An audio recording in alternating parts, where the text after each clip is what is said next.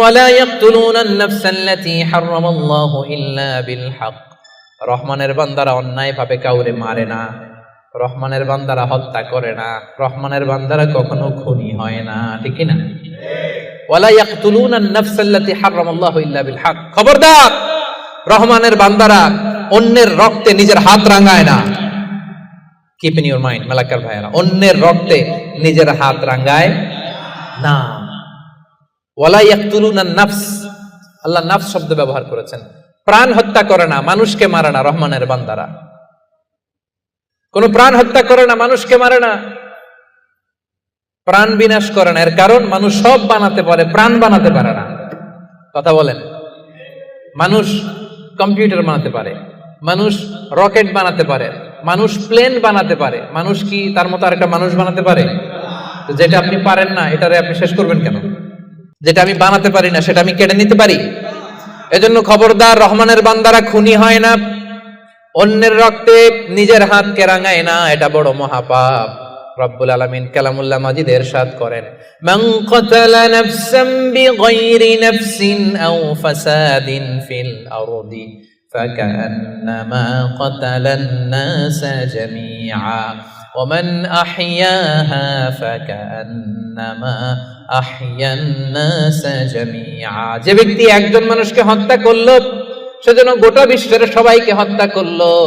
আর যে ব্যক্তি একজন মানুষের প্রাণ বাঁচিয়ে দিল, সেজন্য গোটা বিশ্বের সব মানুষের প্রাণ বাঁচালো। পড়েন সুবহানাল্লাহ। কি সুন্দর ইসলাম! দেখেন, আমাদের জান, আমাদের সত্তা, আমাদের নিরাপত্তার কথা ইসলাম কতটা ভেবেছে। এটা মহাপাপ। খবরদার, অন্যের প্রাণ নাশ করা যাবে না, অন্যকে মারা যাবে না। তাইলে হুজুর, অন্যরে মারা যাবে না, আমি তো আমারে মারতে পারবো, আমি আত্মহত্যা করে ফেলি নাকি?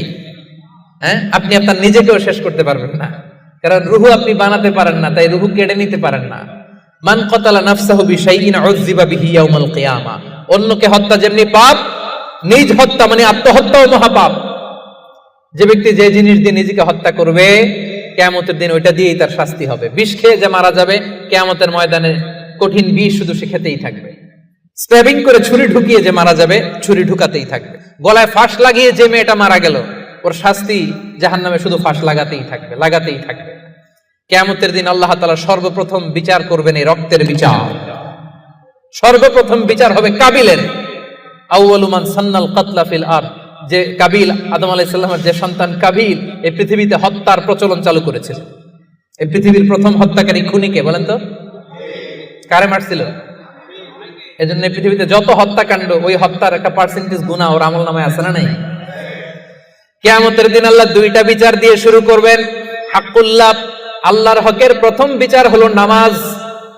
আর হাক্কুল ইবাদ, বান্দার হকের প্রথম বিচার হলো রক্তের বিচার। রক্তের বিচার, যতগুলো রক্তের বিচার দুনিয়াতে হয় না, আল্লাহ সেদিন করবেন। এই পৃথিবীতে গুম আছে না নাই?